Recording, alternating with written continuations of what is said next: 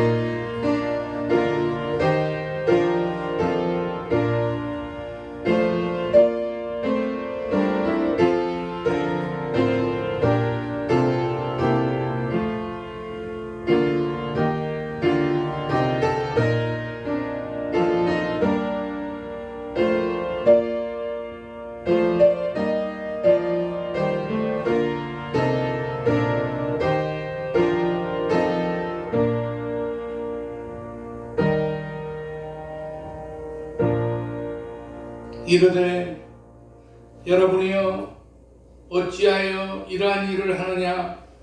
우리도 여러분과 같은 성정을 가진 사람이라. 여러분에게 복음을 전하는 것은 이런 헛된 일을 버리고 천지와 바다와 그 가운데 만물을 지으시고 살아계신 하나님께로 돌아오게 함이라. 악한 자의 힘이 되시며 구원이 되시는 하나님 아버지, 용서받을 수 없는 죄인이건만 예수 그리스도를 저희 죄의 대속물로 받으시고 지난 날을 묻지 않겠다고 용서하신 은혜를 감사를 드립니다. 상업주의와 물질 만능주의가 우상처럼 떠받들어지는 세상에서 의인의 이름으로 빛을 발하지 못한 잘못을 용서하여 주시옵소서. 하나님과 세상 속에 엉거주춤하다 육신은 피곤하고 망신창이가 되어서 그러한 심령을 가지고 주님 앞에 나왔습니다. 말씀을 통해서 그 많은 시험과 유혹을 단호하게 거절하고 사명의 십자가를 지신 주님을 본받아 사는 하늘의 능력을 덧입혀 주시옵소서. 예배 모든 순서와 절차를 주께 부탁하옵고 예수님의 거룩하신 이름으로 기원하옵나이다. 아멘. 찬송가 93장 찬송하겠습니다.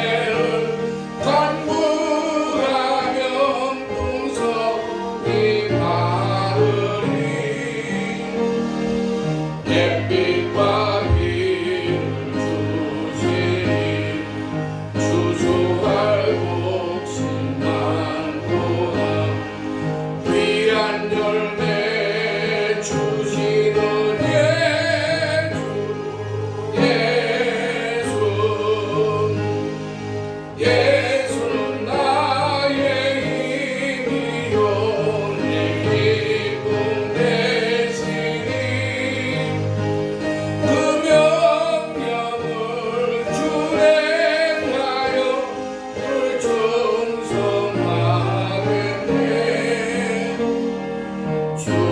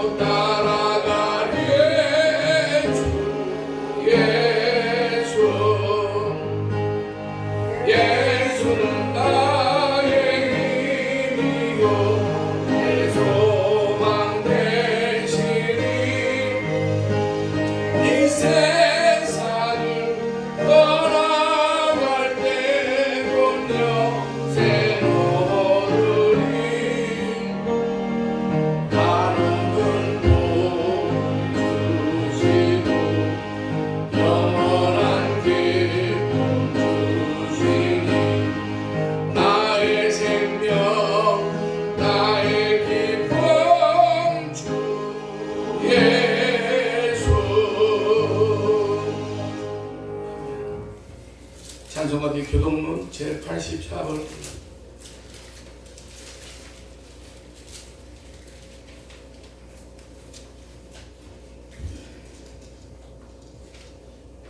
믿음은 바라는 것들의 실상이요 보이지 않는 것들의 증거니 선천들이 되어서 증거를 얻느니라.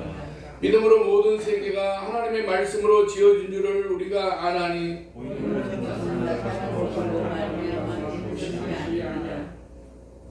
믿음으로 아벨은 가인보다 더 나은 제사를 하나님께 드림으로 의로운 자라 하시는 증거를 얻었으니 하나님이 그 예물에 대하여 증언하시기라. 그가 죽었으나 그 믿음으로서 지금도 살아있느니라. 믿음으로 에녹은 죽음을 보지 않고 옮겨졌으니 하나님이 그를 옮기심으로 다시 보이지 아니하였느니라.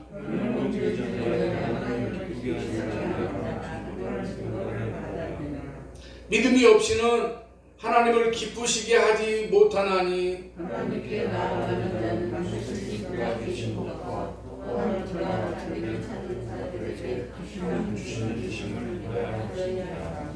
아멘. 사도신경으로 신앙 고백하시겠습니다.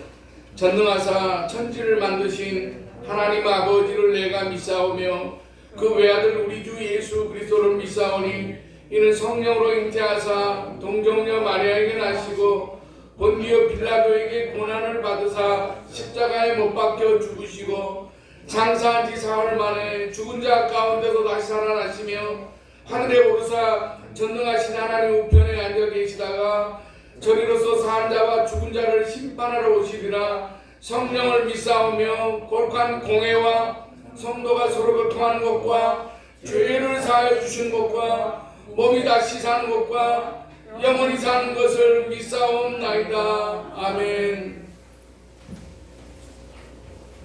찬송가 313장 찬송 부른다는 김영범 장로님 기도하시겠습니다.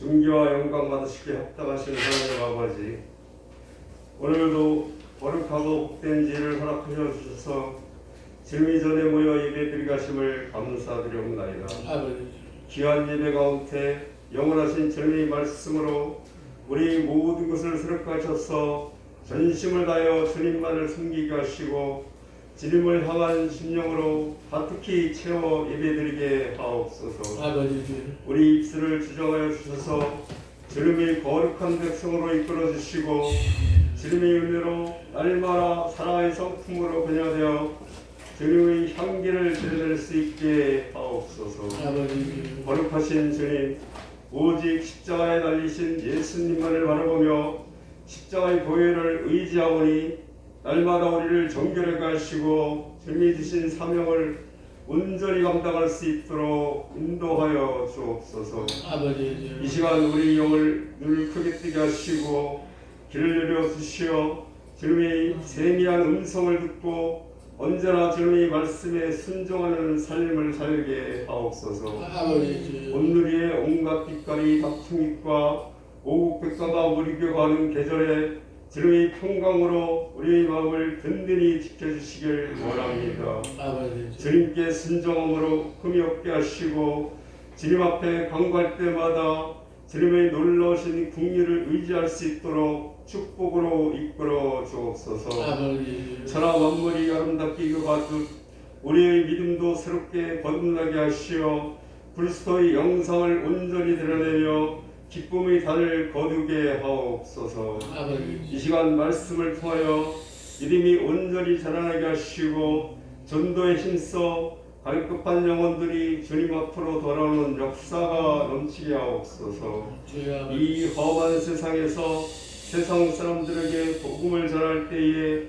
강건한 믿음을 주시어 담대하게 복음을 전하게 하시고 어려운 일을 당할 때마다 주님의 십자가를 더욱 굳건히 붙잡아 흔들림 없게 하옵소서. 아멘. 선하시고 의로우신 주님, 오늘도 불붙은 심령으로 다리에서 말씀을 전하시는 목사님을 보혈의 은혜로 채워 주옵소서. 아버지, 증거되는 말씀으로 보혈의 은혜가 널리 선포되게 하시고 주님의 구속의 은혜가 차고 넘치도록 이끌어 주옵소서. 아버지, 무엇보다 귀한 말씀을 통해 우리 인생이 주님의 선한 일을 위하여 담대하게 실천할 수 있는 굳센 믿음으로 세워 주옵소서. 아버지, 한 해의 결실이 주님의 뜻을 이루는 일로 열매 맺게 하시고 주님의 영광을 나타낼 수 있도록 축복하여 주시오며 우리와 늘 함께 하시며 이 땅에서 구주로오신 예수 그리스도의 이름 받들어 기도드렸사옵나이다. 아멘.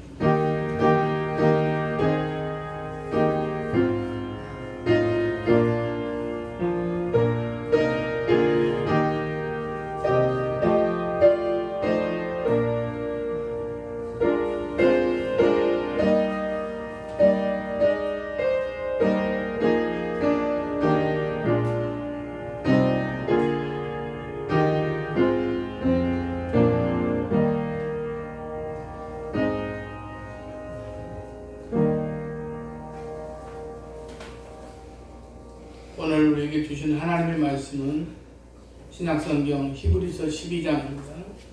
히브리서 12장 1절 2절만 보겠습니다.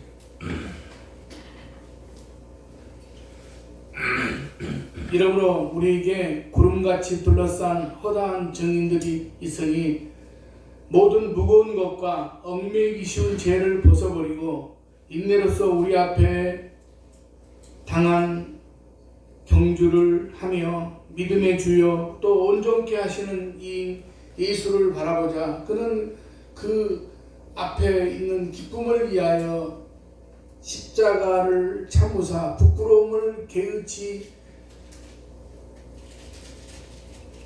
아니하시더니 하나님 보좌 우편에 앉으셨느니라. 아멘. 찬양이겠습니다.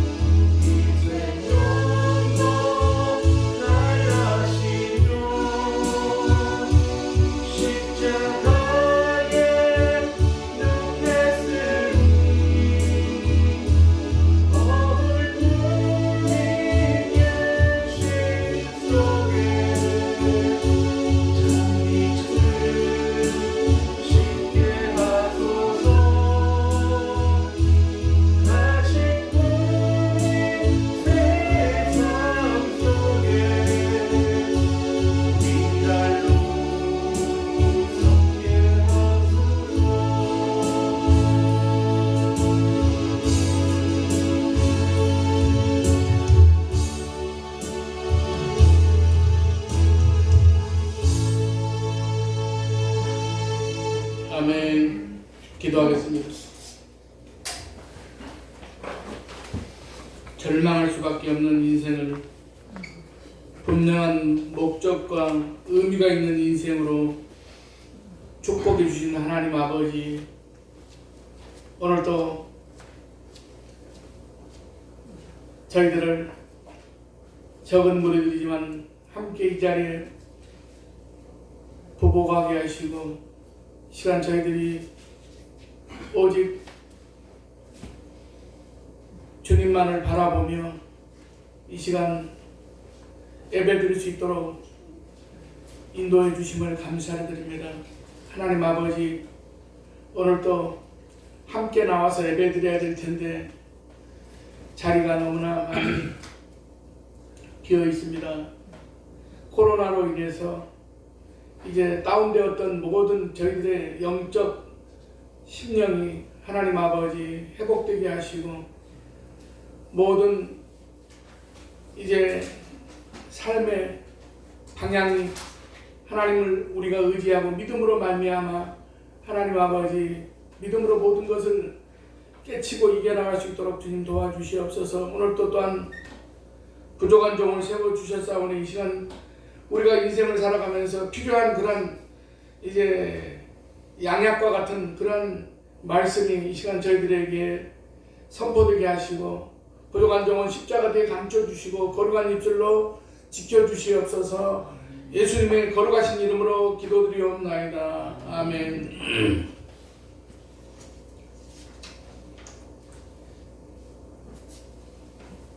날씨가 아주 갑자기 서늘해져가지고 이제는 옷을 두툼하게 입어야 되는 그런 계절이 그냥 성큼 다가오고 말았습니다. 우리가 11월 초부터는 모든 예배를 다 정상화하고 그 다음에 우리가 여러 가지 움츠리고 주저했던 그런 모든 마음들을 열고 우리가 하나님 앞에 예배드리고 신앙생활 하는데 최선을 다하는 그런 삶을 살게 될 때에 우리들의 삶에 있어서도 하나님께서 붙들어 주시고 인도해 주실 줄로 믿습니다.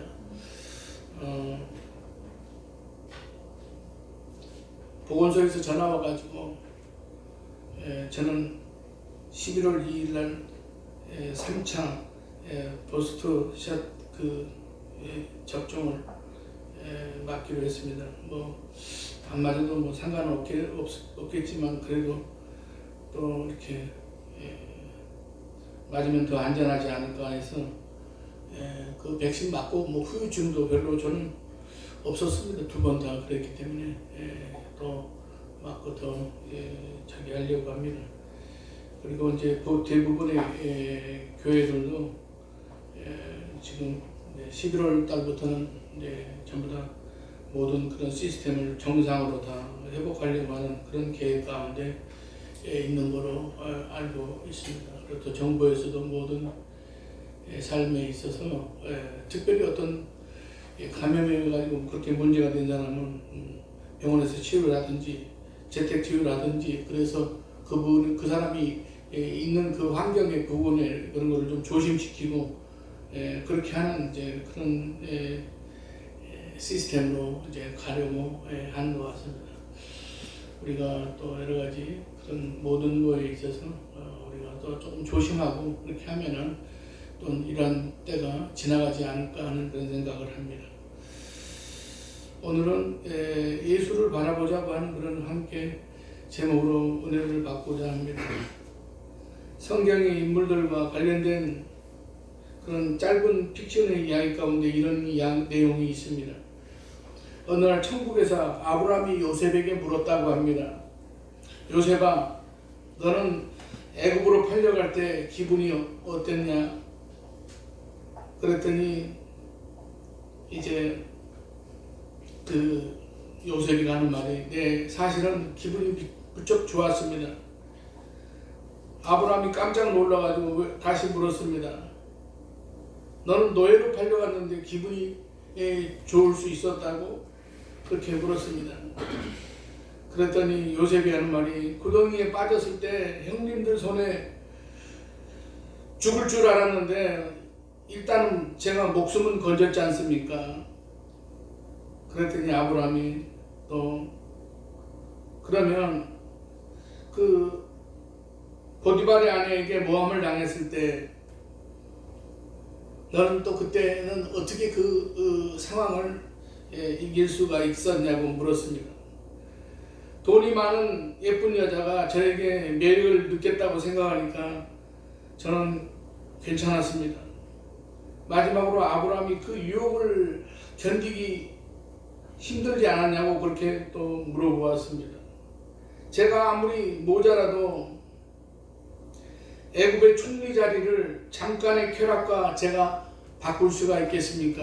라고 대답을 했다는 것입니다. 이게 그 작가가 만들어낸 이야기지만 성경을 통해 보듯이 요셉은 어떤 상황에서도 하나님이 주신 꿈을 믿고 의지했습니다.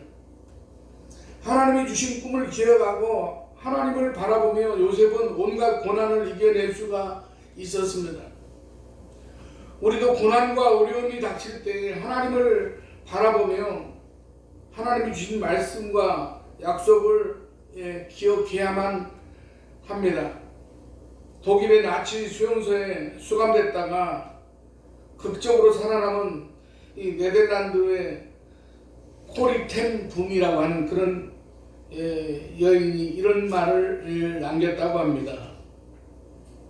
기차가 캄캄한 터널 속으로 들어가 어두워졌다고 해서 기차표를 버리거나 기차에서 뛰어내려서는 안 됩니다. 조용히 앉아서 기관사를 믿고 기다리면 잠시 후에 터널 밖에 밝은 세상을 볼 수가 있습니다. 이 말은 공포와 절망이 나를 둘러싼다고 해도 결코 낙심하거나 절망해서는 안 된다는 말입니다. 터널을 지나면 빛이 기다리고 있기 때문입니다.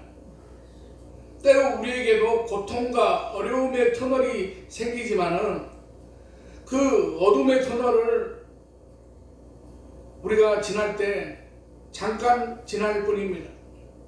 그래서 다윗은 시편 27편 1절에 여호와는 나의 빛이요 나의 구원이시니 내가 누구를 두려워하리요 여호와는 내 생명의 능력이시니 내가 누구를 무서워하리요라고 고백했습니다.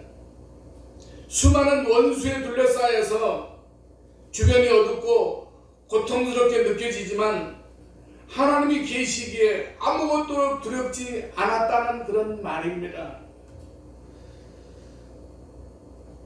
우리 삶에 아무리 캄캄한 일이 생기더라도 빛 대신 하나님만 바라보고 살면 삶의 길은 환하게 밝혀질 것입니다. 오늘 본문에서도 같은 말씀을 합니다. 즉 믿음의 주여 온전케 하시는 분인 예수를 바라보자고 합니다. 그러면 왜 우리가 예수를 바라보면서 살아야만 되겠습니까? 첫 번째로 예수님이 믿음의 주이기 때문입니다. 오늘 본문 2절 상반절에서 믿음의 주요라는 말은 예수님이 믿음의 근원이라는 그러한 뜻입니다. 예수님이 믿음의 근원이요 예수님이 우리에게 믿음을 주시기 때문입니다. 마가복음 9장을 보면 귀신 들려가지고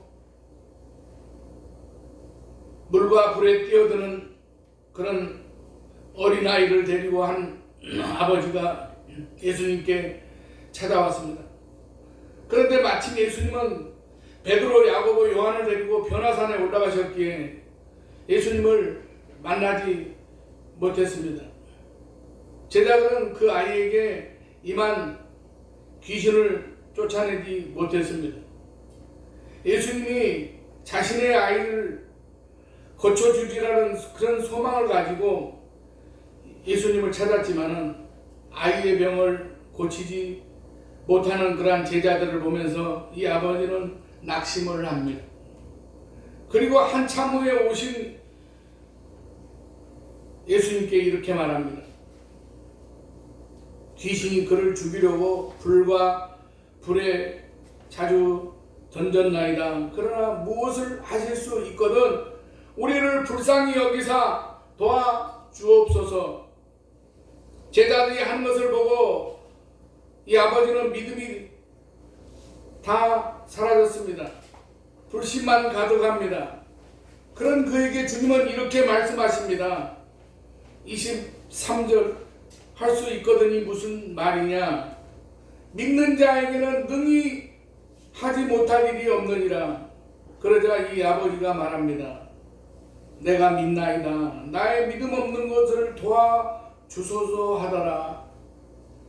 우리가 믿음 하는데 그 믿음의 출발점은 바로 주님으로부터 시작이 됩니다.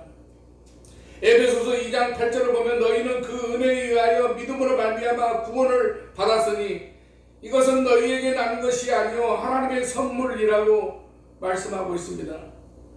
우리에게 있는 믿음은 하나님께서 주신 선물이라고 합니다. 물론 이 믿음은 예수님이 나의 모든 죄를 사하여 나의 모든 형벌과 저주를 담당하사 나를 하나님의 백성 결국 천국 백성 삼아 주신다는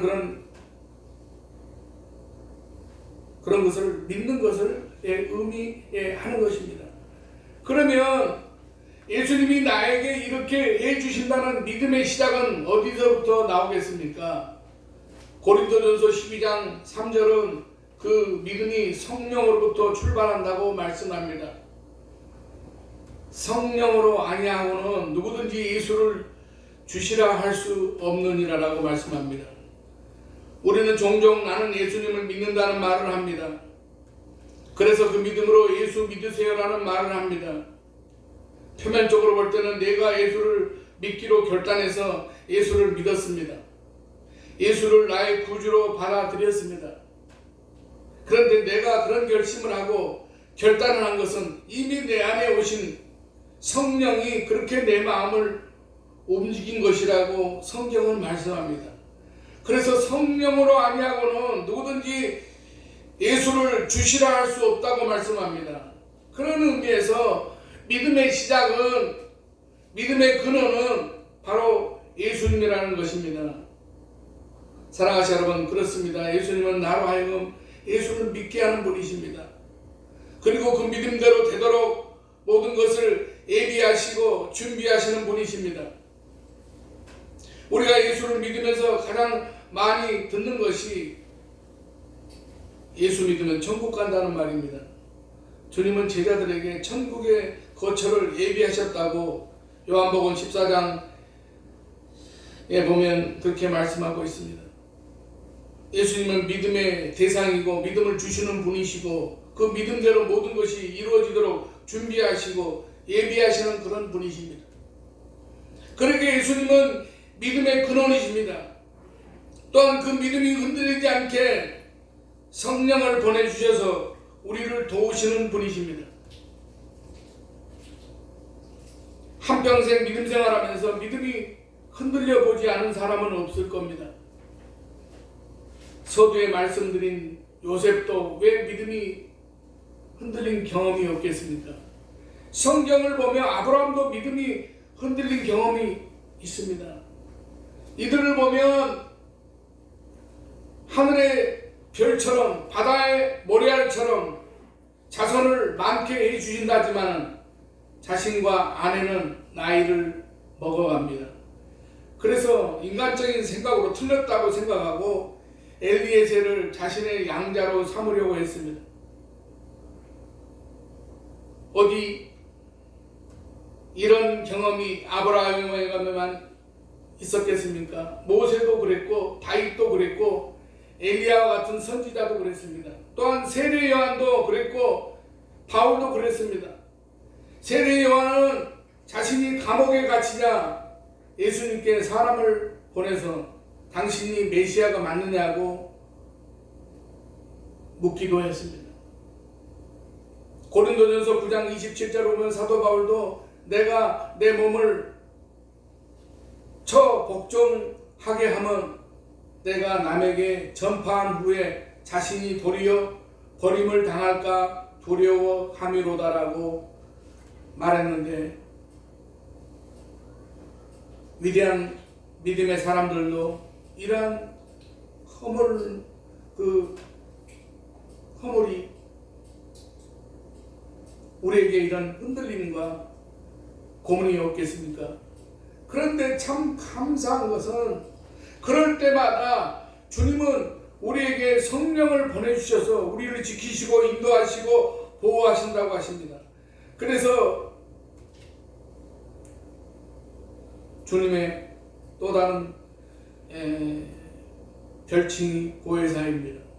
보혜사는 도움을 주시도록 부르심을 받은 옆에 계시는 그런 분이라는 뜻입니다. 그래서 요한복음 14장 16절을 보면 내가 아버지께 구하겠으니 그가 또 다른 보혜사를 너희에게 주사 영원토록 너희와 함께 있게 하리니라고 하십니다. 보혜사는 영원히 우리와 함께 하시는 분이십니다. 이렇게 주님은 우리에게 믿음을 주시고 그 믿음을 잃지 않도록 우리를 도우시는 분이기에 주님을 믿음의 근원이라고 하는 것입니다. 예수님을 믿지 않는 사람들이 얼마나 많습니까? 그런데 우리는 주님의 은혜로 믿음을 가졌고 구원을 받았습니다. 우리는 이 구원에서 절대로 떨어지지 않습니다. 즉 구원은 절대로 취소되지 않습니다. 주님은 보혜사를 보내주시어 우리를 지키시고 인도하시고 보호하십니다. 우리는 이런 은혜와 사랑을 입은 사람들입니다. 그러므로 우리가 할 일은 예수님만 바라보고 사는 것입니다. 거기에 구원이 있고 거기에 축복이 있습니다. 그러므로 우리 모두 예수님을 바라보고 살아가실 수 있는 저와 여러분이 되시길 바랍니다. 두 번째로 예수를 바라보며 살아야 할 이유는 예수님이 우리를 온전하게 하시기 때문입니다. 우리를 온전하게 하시기 때문에. 본문 2절 상반절을 다시 보면 여기에 온전하게 한다는 말은 우리의 믿음을 완성시키신다는 그런 뜻입니다. 어떤 사람이 처음 예수 믿을 때 그 믿음이 온전한 사람은 없습니다. 완성된 믿음이 아닙니다. 연약합니다. 부족합니다. 그런데 시간이 지날수록 그 믿음이 훈련받고 연단받아가지고 온전해집니다. 우리는 아브라함이나 이삭이나 야곱이나 모세나 다윗 같은 믿음의 사람들의 믿음을 보며 놀랍니다. 이들의 믿음을 이야기하는 히브리서 11장을 보면 놀랄 수밖에 없습니다. 그 중에 창세기 22장을 보면 어떻게 아들을 번제로 드릴 수 있을까를 생각하면 깜짝 놀랍니다. 그러면 아브라함의 믿음이 처음부터 그렇게 성장했겠습니까? 아닙니다. 아브라함은 하나님의 말씀에 순종하며 가나안에 들어가지만은 흉년을 피해 애굽으로 내려가 우리가 창세기를 보면 자기 아내를 동생이라고 속이는 실수를 범합니다. 이삭도 흉년을 피해 블레셋으로 가서 자기 부인을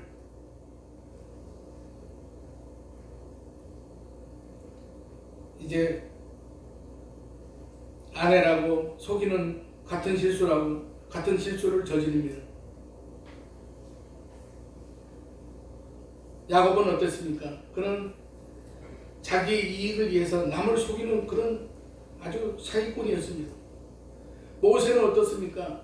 하나님의 부름을 받았지만 여러 가지 핑계를 대며 하나님의 일을 하기를 거절합니다. 그래서 하나님을 화나게 합니다. 다윗도 마찬가지였습니다. 심지어 믿음의 선지자 엘리야는 낙심하여 자기의 생명을 거둬가라고까지 그렇게 말한 사람입니다. 이렇게 다 실패가 있었고 믿음이 약할 때가 있었습니다. 그런데 어떻게 그런 사람들이 우리가 아는 믿음의 거장이 되었겠습니까? 바로 하나님이 그들을 훈련시키시고 연단시켜서 믿음의 거장으로 만들어 가셨기 때문입니다. 훈련과 연단은 연약한 믿음을 키우는 도구입니다. 그러므로 우리는 훈련과 연단을 두려워해서는 안 됩니다. 히브리서 11장에 나오는 인물 중에 아리송한 인물이 있습니다. 그 인물이 입다라는 사람입니다. 32절을 보면 내가 무슨 말을 더 하리요? 기드온, 바락, 삼손, 입다, 다윗 및 사무엘과 선지자들의 일을 말하려면 내게 시간이 부족하리로다. 물론 드보라가 함께 가지 않으면 전쟁에 나가지 않겠다던 바락 같은 사람도 믿음의 사람인가 싶지만은 입다는 더합니다. 사사기 11장 1절로 3절을 보면 입다를 소개합니다. 길르앗 사람 입다는 큰 용사였으니 기생이 길르앗에게서 낳은 아들이었고 길르앗의 아내도 그의 아들들을 낳았더라. 그 아내의 아들들이 자라매 입다를 쫓아내며 그에게 이르되 너는 다른 여인의 자식이니 우리 아버지의 집에서 기업을 잊지 못하리라 한지라. 이에 입다가 그의 형제들을 피하여 독단에 거주하며 잡류가 그에게로 모여와서 그와 함께 출입하였더라. 그러니까 기생이 낳은 아들인데 그것이 입다의 잘못은 당연히 아닙니다. 그러나 그 후에 형제들에 의해서 집에서 쫓겨난 후에 지방으로 도망가서 살게 되었는데 요즘 말로 하면 그 조폭들을 모아서 그 조폭의 두목이 되어 살았다고 합니다. 그런데 이런 입다가 믿음의 사람이라는 것입니다. 그러면 어떻게 이런 입다가 믿음의 사람이라는 것입니까? 후에 암몬의 공격을 받자 사람들에 의해서 이스라엘의 지도자로 추대된 입다는 이 암몬 사람들의 잘못을 잘못을 출애굽할 때 역사를 들어서 조목조목 지적합니다. 언제 입다가 공부를 해서 그 정도의 실력을 갖추었는지 이상할 정도입니다. 이것은 하나님께서 그를 사용하시기 위해서 그에게 지혜를 주었다고 말할 수밖에 없는 그런 상황입니다. 겉으로 보여지는 것은 깡패 두목인데 하나님은 그 입다를 사용하기 위해서 미리 준비하신 것입니다. 훈련시키고 연단시키신 것입니다. 그리고 입다는 그 훈련과 연단을 통해서 조금씩 변화가 되게 된 것입니다. 그래서 이스라엘의 지도자가 됩니다. 이건 입다만이 아닙니다. 믿음의 사람들이 다 그렇습니다. 때로 우리에게 어려움이 오고 힘든 일이 생깁니다. 고난이 옵니다. 그러나 그 고난을 통해서 우리의 기도를 우리가 이제 하나님 앞에 드리게 되고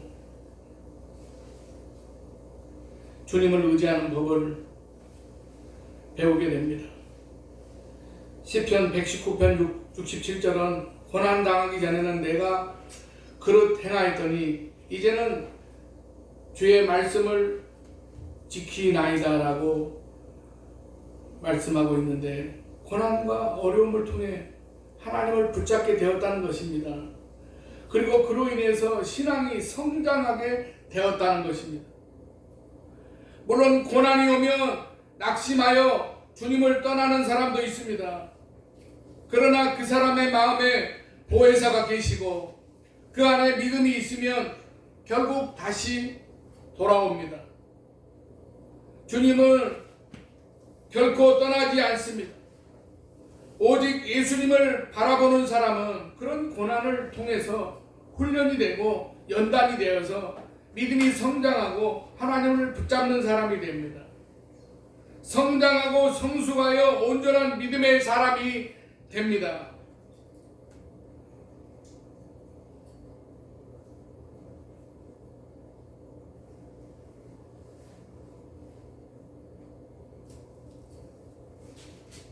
가끔 우리가 시간 날 때 혹시 여유로울 때 CTS나 CBS 텔레비전 방송을 어쩌다 한 번씩 보시는 분들이 있을 것입니다. 거기에 출연해가지고 거기 그 설교하는 목사님들 그 돈 내하고 출연하는 겁니다. 자기 그 돈 내지 않으면 그 방송에 출연하지 못합니다. 저도 돈만 내면 그 방송에 출연할 수 있습니다. 그리고 지명도가 높아서 그 목사님들이 거기 나오는 건 아닙니다. 근데 거기에 나오는 그 유명한 그 목사님들 중에서 보면은 사실 여러 가지 그런 어떤 성장 과정이라든가 실력이라든가 여러 가지 그런 면에 있어서는 참 별 볼 일 없는데 하나님께서 그를 붙들어 쓰시는 그런 목사님들을 보게 됩니다. 일제 36년 강점기 시절에 기독교는 엄청난 핍박을 받았습니다. 물론 어떤 분들은 고난을 이기지 못하고 그 위기에 넘어가서 신사참배를 하고 신율로 가기도 했지만 대부분의 성도들은 신앙을 지키고 끝까지 믿음을 지켰습니다. 당시 일본의 신사참배 요구를 받아들이지 않아서 80여 개의 교회가 파괴되었고 기독교 계열의 학교 8곳이 폐교를 당했다고 합니다. 3.1운동을 하다가 감옥에 간 성도는 3,373명이었고 목사님은 54명이었고 전도사님은 127명이었다고 합니다. 장로님은 63명이었다고 합니다. 총독부에 사실로 기재된 것만 이 정도입니다. 그러나 조국 광복과 신앙에 대한 열망은 그 누구도 막을 수가 없었습니다. 조국의 광복과 하늘의 소망 하나로 3월 1일에 태극기를 들고 거리로 나왔던 것입니다. 믿음의 선배들은 어떤 어려움 속에서도 결코 하늘의 소망을 버리지 않았습니다. 초대교회 당시에 예수를 믿었다는 이유로 로마의 인형극장에 던져졌습니다. 잠시 뒤에 사자굴의 문이 열리며 그리스도인들은 처참하게 사자에게 사지가 찢겨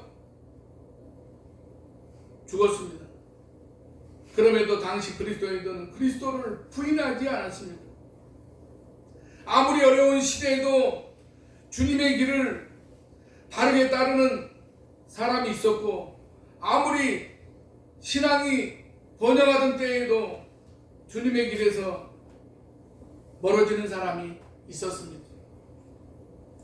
그러나 어려운 상황 속에서도 더욱 빛나는 것이 진정한 그리스도인입니다. 우리는 어떤 상황 속에서도 주님을 향한 소망의 끈을 놓지 말아야만 합니다. 초대교회 성도들은 핍박을 받아서 이제 감옥에 끌려가면서도 또 매를 맞으면서도 심지어는 사자굴 속으로 던져지면서도 기뻐하고 또 기뻐했습니다. 이는 저들의 마음속에 천국에 대한 소망이 충만했기 때문이고 늘 그들의 눈은 예수를 바라보았기 때문입니다. 사랑하는 여러분, 코로나로 인해서 정말로 어려운 그런 시기이지만 우리는 예수님을 바라보고 우리가 다시 일어설 수 있기를 바랍니다. 그럴 때 믿음의 근본이신 주님은 우리의 믿음을 온전하게 하여 우리를 아름답게 우리들의 인생을 아름답게 사용하실 줄로 믿습니다. 그 은혜가 우리 아름다운 성산교회 모든 성도들의 가정에 있기를 주님의 이름으로 간절히 축원합니다. 기도하겠습니다.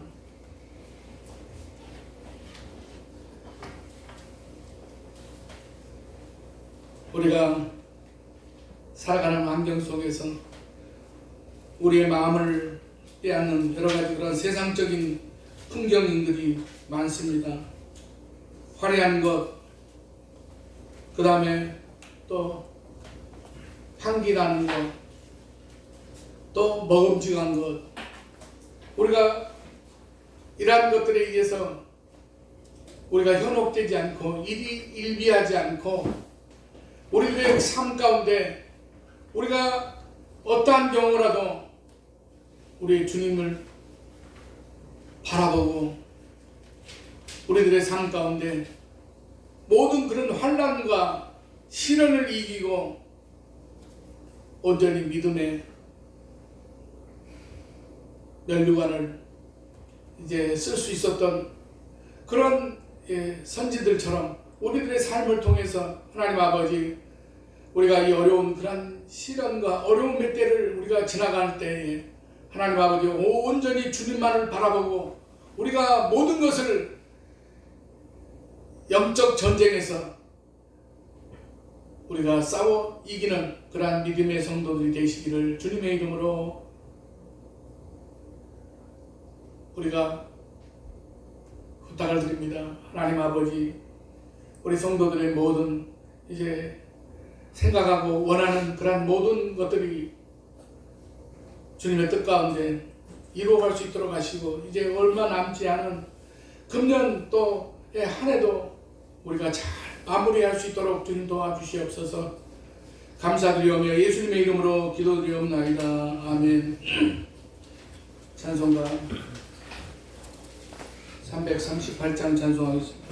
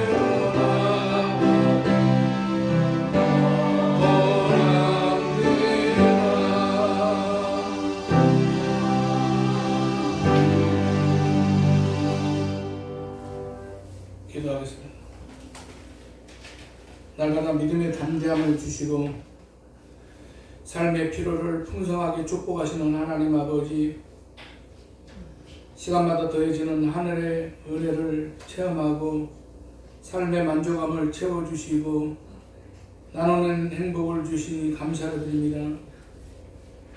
말씀에 기록된 약속과 성령님의 인도를 따라 오늘도 하나님 앞에 예물을 드립니다. 언제나 가까이서 저희 짐을 져주시고 동행해 주신 은혜를 감사드리며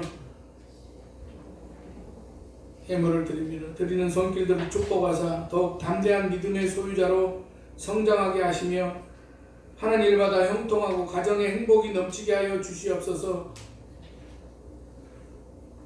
하나님 아버지, 이제 우리들이 세상 가운데 살아가는 그러한 모든 인생의 여정 가운데 하나님 아버지 허탄한 그러한 세상의 질서에 우리가 함몰되지 않게 하시고 날마다 우리들의 삶 가운데 우리가 믿음의 주에 온전케 하시는 주님만을 바라보며 하나님 아버지, 우리들이 참으로 세상의 허탄한 것들에 우리가 빠져들지 않게 하여 주시고 우리들의 삶 가운데 악한 마귀 틈타지 못하도록 도와주시고 날마다 저희들을 붙들어 주시옵소서. 하나님 아버지, 결실의 계절의 가을에 하나님 아버지, 우리들의 믿음도 이제 정체된 그러한 모든 상태의 믿음이 아니라 하나님 아버지, 우리가 교회 그런 어떤 신앙인의 일원으로서 저희들의 그러한 모습을 통해서 예수 그리스도가 증거되게 하시고 저희들의 믿음을 통해서 하나님 아버지 그리스도의 사랑이 나타나게 하시고 저희들의 믿음을 통해서 하나님 아버지 세상 가운데 빛과 소금의 역할을 감당하는 그러한 모습의 사람들로 하나님 아버지 저희들을 덧입혀 주시옵소서. 하나님 아버지, 우리 교회가 매우 연약한 가운데 있습니다. 하나님 아버지, 우리가 다음 세대를 위하여 우리가 준비되어가는 그러한 교회가 되게 하시고 하나님 아버지, 우리들이 이제 몇 명 되지 않은 그러한 저희들의 마음 가운데 주님께서 저들에게 신앙의 열정과 하나님 아버지 주님을 향한 그러한 이제 신뢰와 믿음이 하나님 아버지 흔들리지 않게 하시고 하나님 아버지, 우리 교회가 이제 이 지역사회와 이 나라 민족을 위해서 쓰임받을 수 있는 우리 아름다운 성산 교회가 되게 하여 주시옵소서. 하나님 아버지, 우리가 이제 모이기를 그러한 힘쓰는 그러한 교회가 되게 하시고 하나님 아버지, 예배할 때에 하나님께서 우리들의 예배를 받으시며 우리들의 예배 가운데 하나님 아버지 성령의 충만함으로 하나님 아버지 우리들의 예배가 주님을 기쁘시게 하는 그러한 산제사가 되게 하여 주시옵소서. 하나님 아버지, 오늘도 함께하지 못한 사랑하는 성도들 이 자리를 기억해 주시고 하나님 아버지, 하루빨리 모든 성도들이 이제 제적 수에 출석할 수 있는 인원이 이제 최대한 다 출석하며 하나님 아버지, 우리가 우리들의 모든 공동체를 통해서 주님이 기뻐하시는 그러한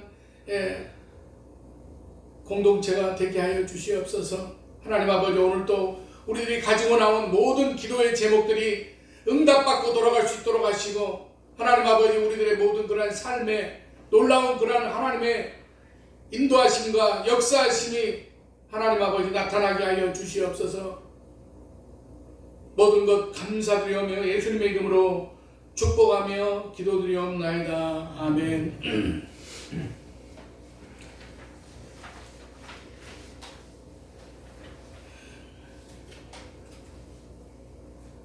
물론 우리가 숫자가 좀 작긴 작습니다만 우리 지금 우리 교회 모든 그 여러 가지 지표가 너무나 침몰되어 있습니다. 그러니까 여러분들이 자세한 말씀은 안 드리겠습니다. 신경을 써주시고 우리가 그런 여러 가지 그런 그 헌금 생활이 좀 그 정성을 다하지 않는 그런 느낌이 드는 그런 요즘 때입니다. 우리가 하나님 앞에 드려지는 그런 물질도 우리가 마음을 액수가 문제가 아니라 마음을 담아서 그렇게 드릴 수 있는 저와 여러분이 되시기 바랍니다.